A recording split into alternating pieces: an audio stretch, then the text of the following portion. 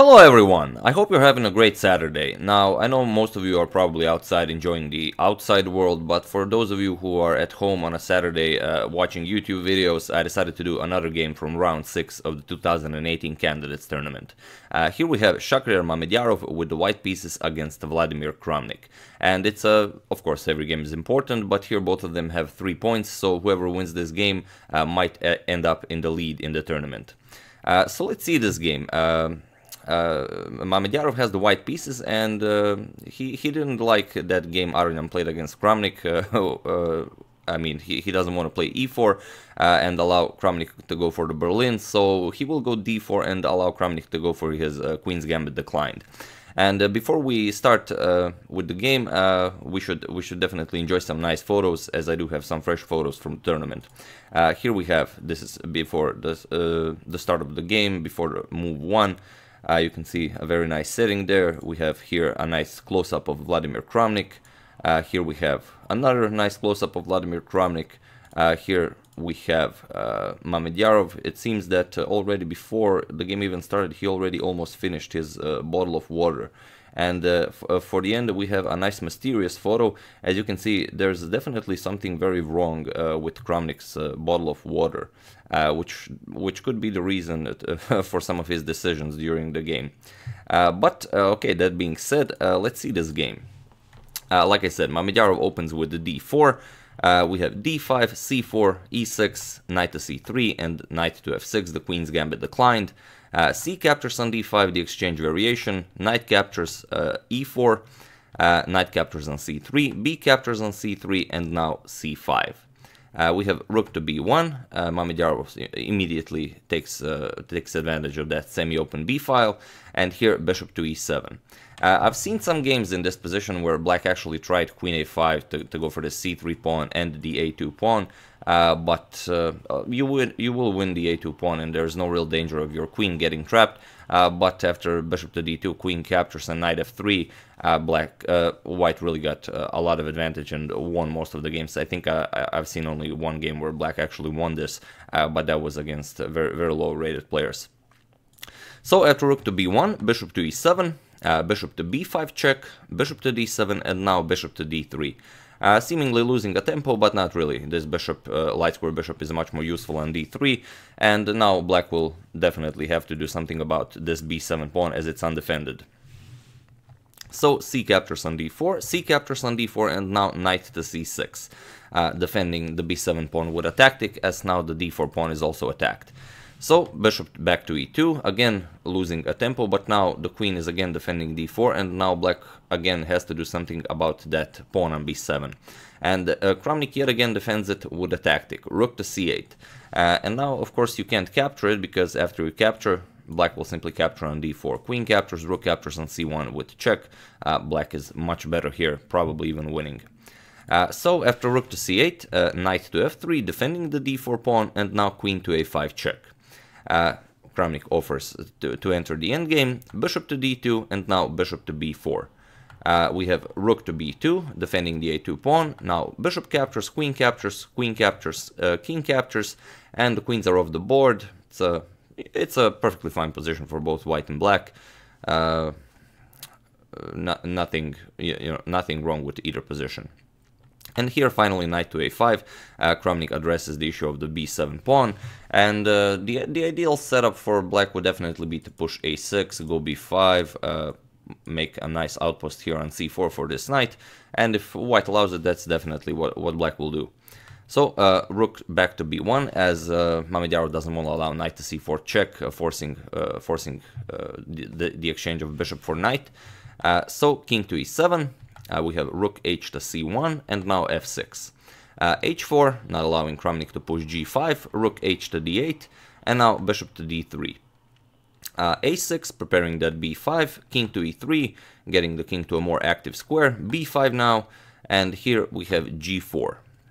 Bishop to e8, now the idea of bishop to e8 is to create an attack on this d4 pawn. Next, Kramnik will plan to go knight to c6 and pile up on the d4 pawn. Knight to g1, with the idea of remaneuvering the knight to e2 to help out with the defense of the d4 pawn. Knight to c6, attacking it, and knight to e2 defending. And here, rook to d6, preparing to double up rooks on the d file to pile up on the d4 pawn even more. Rook to d1, rook to d8, now doubling up, and now bishop to c2, getting the bishop out of the way, so now even the rook helps out with the defense of the d4 pawn. And here we have knight to a5, with the idea of getting a nice outpost here for this knight, kicking the king away with check, and winning the d4 pawn. So now bishop back to d3, as now the knight is no longer on c6, so black can't capture on d4. And here Kramnik repeats knight to c6. Here Mamedyarov again plays bishop to c2, and here this repetition of bishop to c2 and knight to c6 to a5 is basically Mamedyarov is offering a draw here. And if Kramnik would repeat knight to a5, it would be one more bishop to d3, it would be a threefold repetition, the game would end in a draw. But Kramnik is not interested in a draw, Kramnik is interested in a game. So he pushes h5. Okay, g5, f captures on g5, and now an in-between move, e5, gaining more space, and perhaps at some, maybe this knight could go to g3, maybe to e4, and then maybe end up on d6.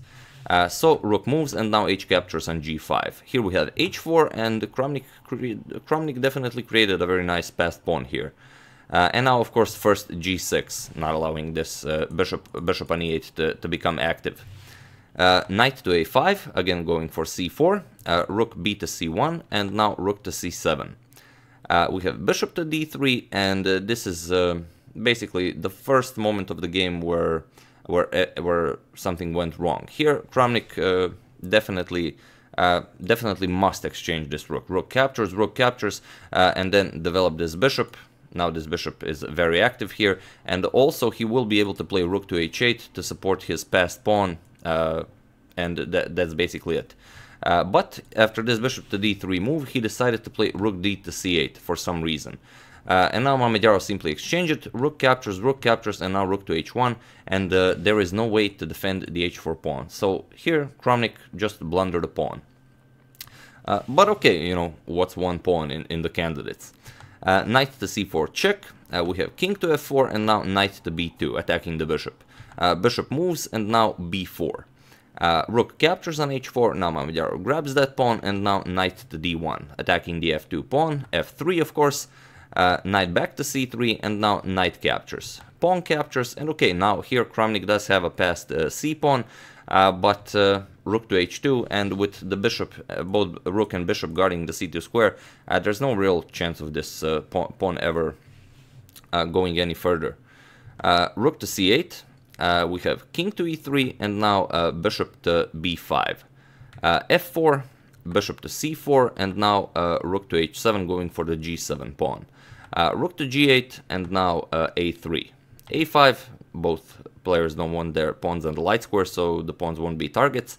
And now bishop to c2, not allowing Kramnik to play bishop to b3 and push this pawn. King to d7, with the idea that the king should come to c6 and then d5 and get activated. But here, it's a very nice maneuver that Mamedyarov does here. You should maybe remember this as it might be useful in your own games. Here, a temporary pawn sacrifice. Here Mamedyarov plays d5. The idea of d5 is that you wanna open up this d4 square for your king, so your king becomes more active, and this pawn is on a dark square, so you're gonna win it sooner or later anyway. And this is definitely the best way to go about it, as it also restricts the movement of the black king. So d5, bishop captures, and now king to d4. Bishop to a2, now king captures on c3, so the pawn sacrifice was only temporary. King to c6, and now rook back to h2. The threat, of course, being rook to a4 check, picking up the bishop, opening up a discovered attack from the rook. King to c5, not allowing the check, and now rook to d2. We have rook to h8, now Kramnik wants to activate his own rook. Rook to d7, attacking the g7 pawn, and now rook to h3 check. King to b2, and now bishop to d5. Mamedyarov captures it, now Mamedyarov is up 2 pawns, and there is no real way that Kramnik would be able to save this position, but, you know, Kramnik blundered a pawn, maybe Mamedyarov will blunder a pawn. King to d4, now rook to h7. Of course, black can't afford the exchange of rooks. Rook to g3, and now rook to h5 with the very simple threat, but a deadly one, rook to g5, and black will either have to trade rooks or move the rook, and then Mamedyarov has a rook behind the passed pawn, and the bishop is also guarding the g6 pawn, so there's really nothing Kramnik can do here. Rook to g2, we have rook, of course, to g5, that was the threat. F2, now comes g7, and this was Kramnik's idea, Kramnik's last idea. Bishop to e4. Here, Mamedyarov brings a queen into the game. We have rook captures on c2 with check, king to b3, and now rook to c3 check. King to a4, and now Kramnik's last sneaky attempt in this game, rook to c5. Rook to c5 with the idea that maybe, okay, Mamedyarov knows that he's winning, maybe he'll lower his guard, maybe, just maybe. I tried to find one move that would allow Kramnik to pull this off, but maybe if Mamedyarov played queen to d8 check, you know, with the idea that maybe he's winning, maybe he doesn't care how he wins, then Kramnik would have king to c4, and now white is lost. There is no defense against both bishop to c2 checkmate and bishop to c6 checkmate, so you can't defend both threats. White would have to do something terrible, give up the queen, and then lose the game terribly.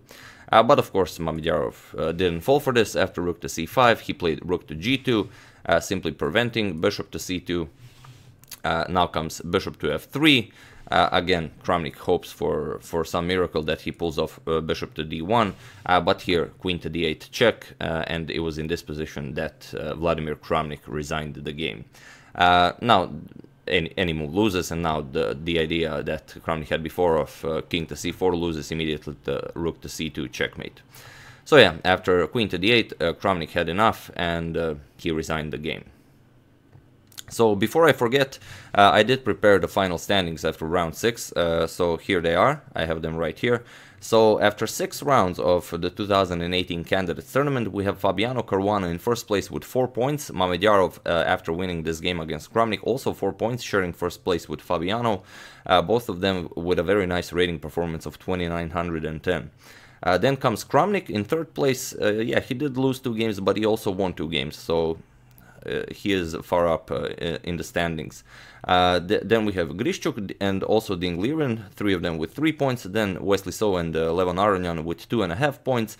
And Sergei Karyakin, 2016 challenger to Magnus Carlsen, in last place with 2 points. And yeah, there are a lot of interesting things here to check out in the standings. For example, Caruana, Mamedyarov, and Dingliren are the only 3 players so far without a single loss. But Dingliren being in 5th place, it's because he drawn all of his games. So basically, he's pulling a Giri. And another thing, everyone thought that Aronyan would crush this tournament, but here he is after 6 rounds. Only 2.5 points, but it's still very early in the tournament, so anything could happen. A win or 2, and he's back, you know, fighting for first place. So I wouldn't rule out anyone, even Sergei Karyakin. So yeah, those were the standings, and that was the game. I do hope you enjoyed it. I would like to thank John Martus, Michal Rutko, Mario Encinosa, and of course Kenneth McKay of Scotland. Thank you very much, I really appreciate it. As usual, you can check 2 of my previous videos here. Thank you all for watching, and I will see you soon.